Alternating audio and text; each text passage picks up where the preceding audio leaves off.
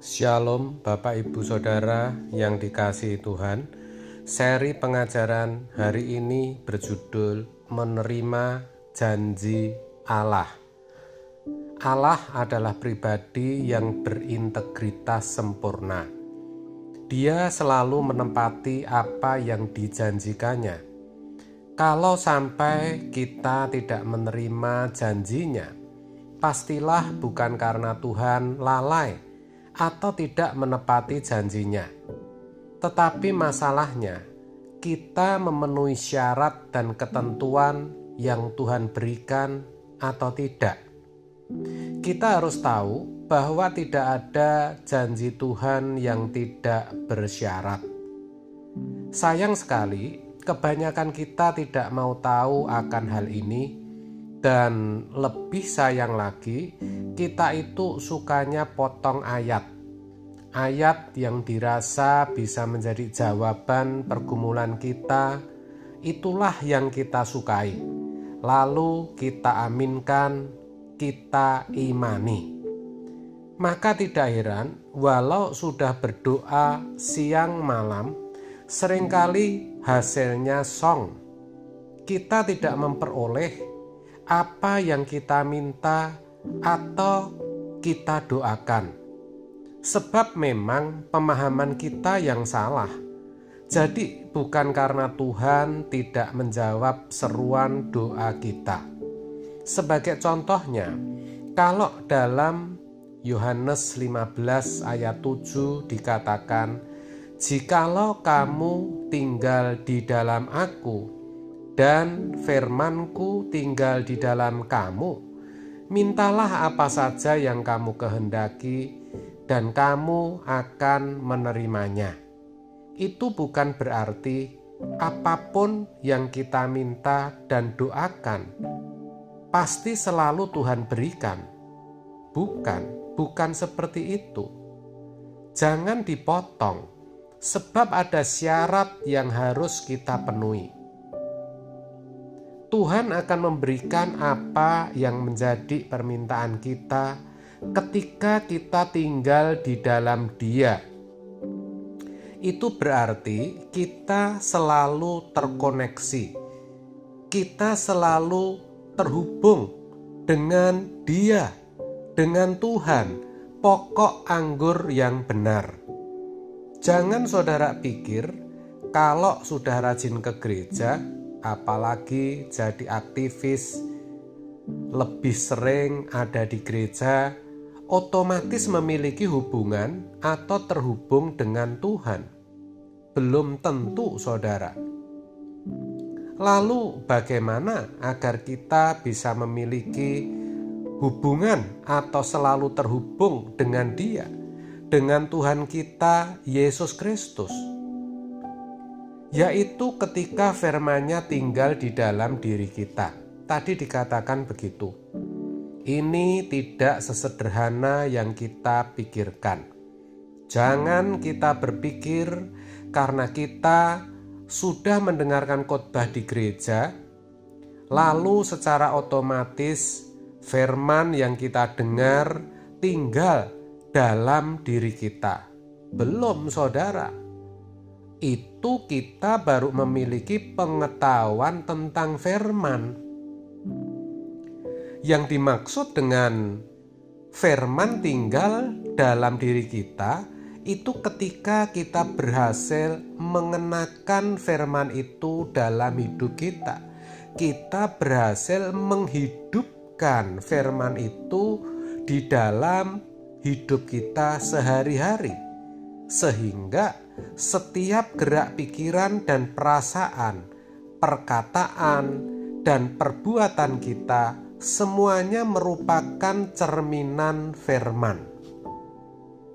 Ini tidak mudah, ini butuh perjuangan, di mana firman yang kita dengar harus benar-benar sungguh-sungguh kita hayati.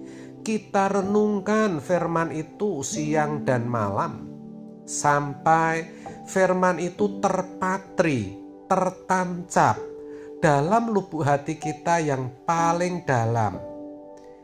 Dan firman itu benar-benar menjadi karakter yang baru kita, sehingga kita mengalami perubahan kodrat dari yang tadinya berkodrat dosa menjadi berkodrat ilahi. Tanda kalau seseorang sudah mengenakan firman, yang pertama, hidupnya pasti kudus, tidak bercacat dan tidak bercela. Dia tidak bisa berbuat dosa. Yang kedua, dia pasti tidak terikat dengan apapun dan siapapun juga kecuali dengan Tuhan. Di matanya, keindahan dunia menjadi semakin pudar. Yang ketiga, dia pasti orang yang rela berkorban tanpa batas untuk Tuhan.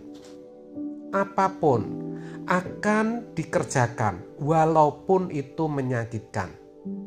Bagi dia yang penting hati Tuhan disenangkan. Orang seperti ini tidak akan asal meminta, saudara. Apapun yang diminta kepada Bapa pasti semata-mata hanya untuk kepentingan Tuhan dan kerajaannya. Tidak mungkin dia meminta sesuatu hanya untuk memuaskan keinginannya sendiri. Tidak mungkin. Sebaliknya, yang dia minta pasti sesuatu yang bisa menjadi sarana bagi dia untuk sampai ke rumah Bapa. Yang diminta pasti sesuatu yang membuatnya bisa menyelesaikan pekerjaan Bapa serta menggenapi rencananya. Ingat, saudara, doa Yesus di Taman Getsemani, di mana dia berkata sampai 3 kali, sekiranya boleh, cawan ini berlalu daripadaku ya Bapa, tetapi janganlah kehendakku, melainkan kehendakmu yang jadi.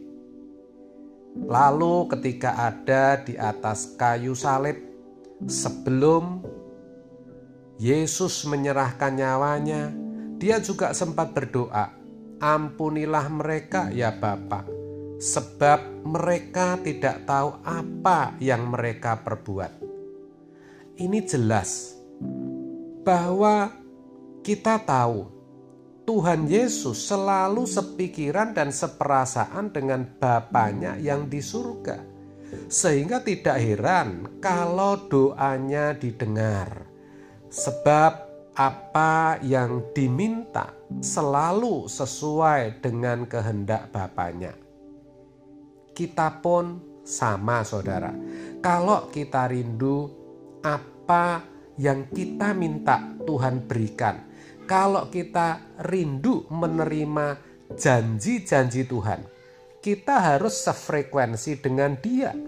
Artinya pikiran, perasaan kita harus sesuai dengan pikiran dan perasaan Tuhan.